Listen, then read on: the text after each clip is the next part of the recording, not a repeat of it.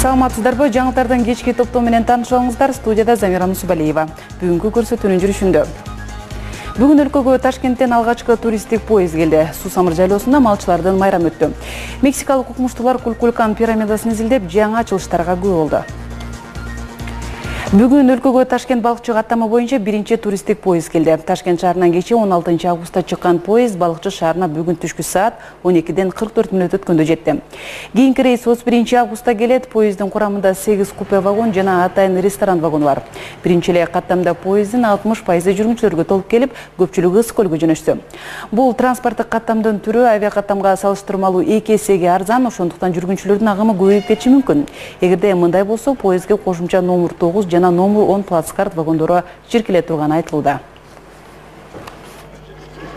Ташкент рыбачий поезды азыр 2015 жылга августтун 17-синде, 23-синде жана 30-сунда жүрмөк болду. Ал эми 2016 жылга май айынан сентябрь айына чейин жүрмөк болду.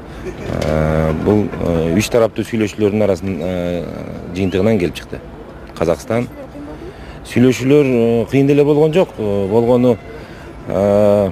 Болгону биз тараптан эч кандай маселе болгон жок. Болгону Өзбекстан менен Казакстандын ортосундагы кичине маселелер болуп калды да. Ошон үчүн поезд кичине кечирээк каттамга чыгып алды.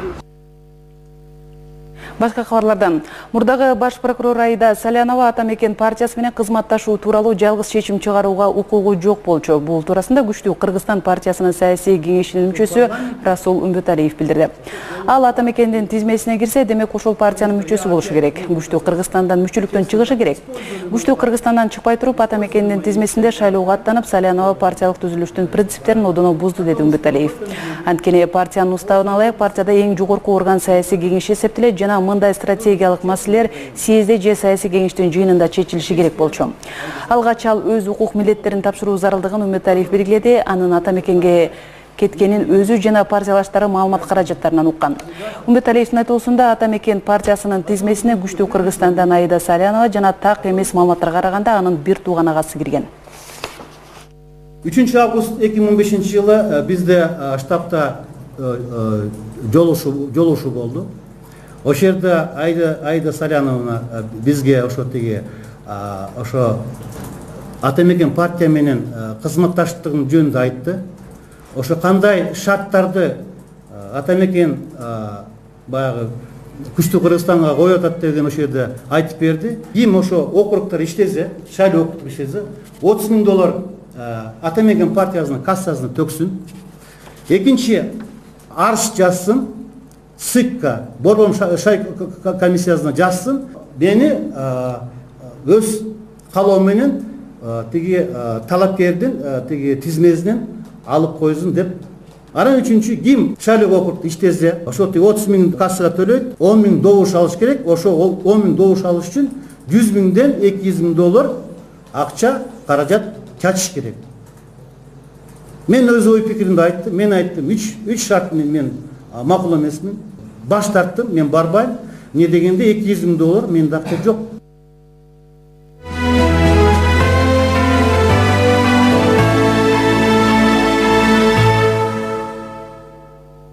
Жер соорусу аталган Сусамыр жергесинде көптөн бери унутулуп калган малчылардын жыйыны кайра жанданып, ага Чүй облусунун бардык райондорунан жана Талас, Жалал-Абад облусунун Сусамырда жайлаган малчылар катышты. Иш чарада малчылардын жараткан ийгиликтер менен чечүүнү тез арада талап кылган алардын көйгөйлөрү тууралуу сөз болду. Малчылардын майрамына карата ден соолук сакчылары кербен уюштуруп, алардын үй бүлөсүнө медициналык жардам көрсөткөн. Кененирээк Чүй облусу боюнча өз кабарчыбыз Талбек Абдыраев айтып берет.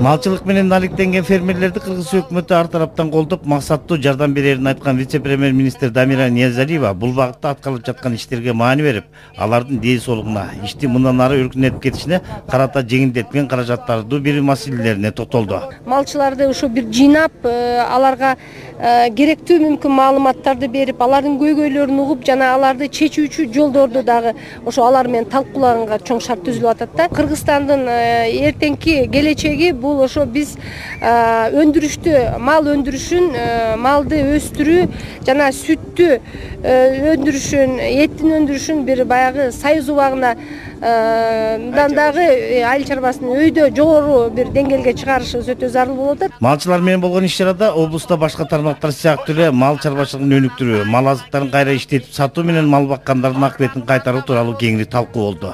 Негизги маселе катары фермерлер жайыттуу туура пайдаланууга маани беришип, бул багытта туура саясат жүргүзүүнү күчөтүү керектигин белгилешти. Ири мүйүздүү малдын саны 266 миң. Так?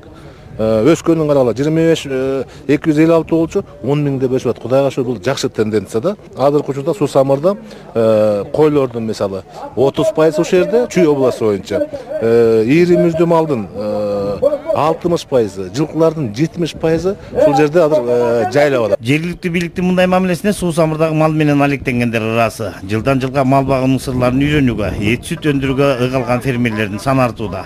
4-5 жыл болду мал менен жүргөнүмө. 30 баш кой менен баштагам. Буюрса 400 башка жетип калды быйыл. Бул малчылардын сүннөтү мага аябай жагып атат. Үй бүлөм келди, балдарым ойноп жүрөт. Малчылардын майрамы ыр күүлөр, ат оюндары, кызыктуу мелдештер менен коштолду. Алардын эмгектери бааланып, белек бекчектер берилип, айтор бул иш-чара максатына жетти. Сталбек Абдыраев, Мирлан Макеев, Коомдук 1-канал, Суу Самыр жайлоосу. 1 августтан 10 августка чейин Түмөндө жаш геологдордун 10-чу олимпиадасы өттү. Ага катышкан кыргызстандык топ жалпы тайпалык эсепте 41-орунду ээледи. Орусиялык жаштар олимпиадасына 45 тайпа катышып, мелдеш мунай чалгындоо, гидрогеология, геологиялык изилдөө жана башка багыттар боюнча өттү. Белгилей кетсек, мындай сынакка кыргызстандык топ алгачкы жолу катышты. Мамлекеттик геология агенттиги бул демилге тармактын кайра жаралуусуна жана илимий экспедициялардын жандануусуна багытталганын белгилөөдө. Уюштуруучулар эми республикалык деңгээлде мелдеш уюштуруп, эл аралык сынактарга катышуу үчүн мыктылардан курама тайпа топтоону максат кылууда. Следующая Олимпиада пройдет в 2017 году в Кемерово. Келерки Олимпиада 2017 жылы Кемероводо өтөт. Ага катышууга чакыруу алдык. Ошондой эле ушул жылы 4-чү казакстандык мелдеш өтөт. Ага дагы биздин команда чакыруу алды. Эгемендүүлүкүнө карата Борбордогу мрамор имараттар жуулуп тазаланууда. Учурда Жогорку Кеңештин жана Ала Тоо комплексине кирген имараттар жуулуп жатат. Кийинчерээк Тарых музейи жана Улуттук филармониянын имараттары да тазаланат. Маалыматка ылайык, бул мекемелердин көпчүлүгү курулгандан бери бир дагы жолу тазаланган эмес. Бишкек шаардык мэриясынын билдирүүсүндө имараттарды жана эстеликтерди жууп тазалоо иштери күчтүү басымдагы сонун жардам менен жүргүзүлүүдө. Тазалоо иштери августтун аягына чейин улантылат.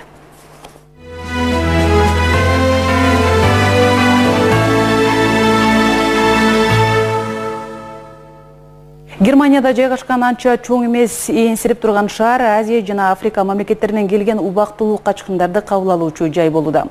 Мигранттар ээн турган үйлөргө жайгаштырылды, ал эми жергиликтүү тургундар качкындарга көмөк көрсөтүүдө. Бул шаар тууралуу кийинки сюжеттен көрүңүздөр. Керпион Мангейм бул ээрсирип калган шаар. Ал Германиянын батыш тарабындагы чек арага жакын жайгашкан. Шаарга жергиликтүү энергетикалык компания тереңдиги 400 метрдик ачык кен курууда. Көпчүлүк жергиликтүү тургундар бул жерден көчүп кетишкен. Бирок шаар элсиз калган жок. Эми Сомали, Косово, Албания жана Босниядан келген 80ден ашык качкындар жашап жатат. Шаар бийлиги жок кылына турчу үйлөрдү компаниядан ижарага алып, убактылуу колдонуу үчүн мигранттарга берүүдө. Азырынча бул жарандардын качкын статусун алуу боюнча арызы каралууда. Ал бир нече ай убакытка созулушу мүмкүн. Шаар бир канча убакыттан кийин баары бир жок болот. Андыктан бул шаардын пайдасын колдонуп калышыбыз керек. Бул жерде жергиликтүү тургундар аз болгондугуна байланыштуу качкындар тезирээк көнүп кетиши үчүн эркиндик бар. Ар бир батирде 2ден качкын жайгашкан. Ошол эле убакта Германиядагы көпчүлүк мигранттар лагердик бөлмөлөрдө тыгылып күн өткөрүүдө. 18 жаштагы Леонардо жакында эле Сербиядан келген. Ал жергиликтүү тургундардын камкордугуна ыраазы. Мен бул жерден өзүмдү абдан жакшы сезип жатам. Мага жанымда башка кишилер барбы же жокпу маанилүү эмес. Жата турган жер бар, көчөдө уктап жаткан жокпуз. Мен бул жердин шартына абдан ыраазымын. Мен үй бүлөм менен коопсуз жерде чогуу жүргөнүм үчүн өзүмдү бактылуу сезип жатам. Жергиликтүү тургундар келгиндердин жашап кетиши үчүн жардам кылууда. Алар үйлөрүнө эмерек, кийим-кече, идиш-аяктан жардам кылып, балдарын да окутууда. 75 жаштагы Ангелика 2 армян кызына немец тилин үйрөтүүдө. Окуганды билбеген дагы адамдар бар. Кээ бир Балкандан келгендер баары бир депортация кылат деп немец тилин үйрөнүүгө каалоосу жок. Же алар үчүн тил үйрөнүү абдан оор болуп жатабы билбейм. Биз колдон келишинче алар үчүн кам көрүүдөбүз. Бирок көпчүлүк германиялыктар качкындардын көп келишине нааразы. Былтыркы жылы өлкөгө келгендердин саны 200 000 адамга чейин көбөйгөн. Мыйзамсыз келген мигранттарга бир нече жолу коркутуулар болгон. Бирок ошол эле учурда өз каалоосу менен качкындардын жашоосун жакшыртууга жардам берген немецтер да бар. Жаркын Жылдыңбаева, Бекназар Шерманбетов, Коомдук 1-канал. Жакшы музыка бир эле жан дүйнөгө тынчтык тартуулабастан хирургияда дагы чоң жардамын тийгизет экен. Британиялык укмуштуулардын изилдөөсүнө ылайык, музыка операцияга чейин, учурунда жана кийин оорулуу өзүн жакшы сезип жана жеңилдеп алууга шарт түзөт.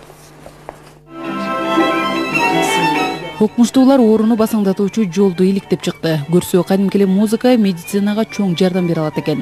Британиялык укмуштуулардын пикиринде жанга жагымдуу жай чыгарма операция мезгилинде жана андан кийин бейтаптын калыбына келишине оң таасир берет. Яна жолдошу Айгар Секонун 3 баласы бар. Яна балдарды операция жолу менен дүйнөгө алып келген. Азыр 4-чү наристесин күтүп жаткан үй бүлө бу саам операциянын жеңил өтүүсүнө түрдүү даярдыкты көрүп жаткан кез.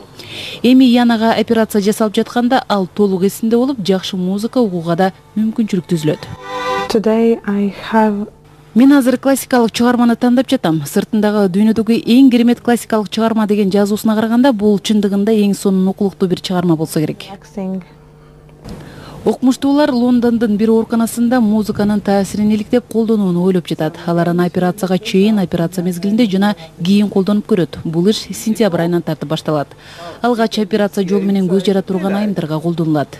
Эгер оорууну өлчөй турган бирдикти элестетип көрсөк, маселен 0-дөн 10го чейин деп коелу. 0 турганда оору сезилбейт дейли. Ал эми 10го чыкса, бул жанчыдагыс катуу оору болот. Жагымдуу музыка уккан адамдын оору бирдиги 2 санга кыскарат. Демек ооруну сезүү басаңдайт. Акушер кеңешчи Элизабет Белл мындай эксперимент жүргүзүү ишине жөн гана катышпастан бул идеяны демилгелегендердин бири болгон. Менин жеке көз салып байкаганыма караганда, музыка тыңдап жаткан бейтаптар өзүн бир канча жеңил сезет. Чыңалган булчуңдар жазылып, бул мезгилде адамдын организми жай алат. Операция мезгилинде музыка тыңдап жаткан адамга суроо узатканда дагы ал өзүн жакшы сезип жатканы байкалат. Бирок окмуштуулардын белгилөөсүндө операция мезгилинде музыка угуу экспериментинин терс жактары да бар. Себеби ал иш учурунда хирургдарды алакты кылып, тоскоол болушу мүмкүн. Ошондуктан окмуштуулар классикалык музыканы бир гана бейтап уккандай абалда колдонуу жолдорун карап жатат. Забира Нусубалиева, Бекназар Шерманбетов, Коомдук 1-канал, Улуу Британия. Ал эми Мексиканын окмуштуулары белгилүү Кулкулкан пирамидасынын астында иче турган таза суусу бар жер алдына кеткен чуңкурду тапты. Анда байыркы майя уруусунун Чеченица шаарында жайгашкан. Бул орун туристтер эң көп келген белгилүү жайлардын бирине айланууда. Теманы уландырса кийинки сюжетте. Мексиканын археологтору жаңы күтүлбөгөн ачылыш тууралуу кабар берди. Юкатан жарым аралындагы Кукулкан пирамидасынын алдында жер алдындагы суу менен чуңкур табылды. Суунун тереңдиги 20, айланасы 30 метр. Мындай табигый көрүнүштү синод деп атап коюшат. Байыркы индеецтер мындай жайларды аркы дүйнөгө жол ача турган дарбаза катары курмандык чалышып, ичүүчү суунун булагы катары дагы пайдаланышкан. Жер астындагы суу булактары жайгашкан жерлерди эненин карыны менен салыштырышкан. Суунун булагы жашоонун булагы катары саналган. Ишенимдерге ылайык бул жай аркы дүйнө менен байланышуучу жай деп эсептелген. Илимпоздор бул жерди 3 катмарлуу электротомографиядан да өткөрүштү. Пирамиданын башынан төмөндө карай тереңдигин текшерип да көрүштү. Долбоор боюнча эми курулуш тууралуу маалымат чогултулат. Белгилүүсү Кулкулкан пирамидасы бир канча жолу кайра курулган. Кукулканын ичиндеги түзүлүшүн билүү үчүн детекторду пирамиданын ар кайсыл жерине жайгаштырдык. Анын жардамы менен биз конструкциялар качан курулуп баштаганын биле алабыз. Кукулкан пирамидасы жаңы 7 кереметтин бири. Анын бийиктиги 24 метр, узуну ар кайсы тарабынан ченеп көргөндө 55 метрди түзөт. Ар бир бурчу жарык берип турат. Жыл сайын күз жана жаз мезгилиндеги күн менен түн теңелгенде мында канаттуу жылан аталыштагы көрүнүшкө күбө болсо болот. Мартта көлөкө жыландын формасында жогору көтөрүлсө, сентябрда жандыкты, пирамида өзүн алып кеткенде йылдый түшкөн абалда көрсөтөт. Бурулай Пусурманкулова, Бекназар Шерманбетов, Коомдук 1-канал. Сиздер ушул саатка алынган кабарларды топтоо менен тааныштыңыздар. Кечиңиздер көңүлдүү улансын. Саламатта туруңуздар.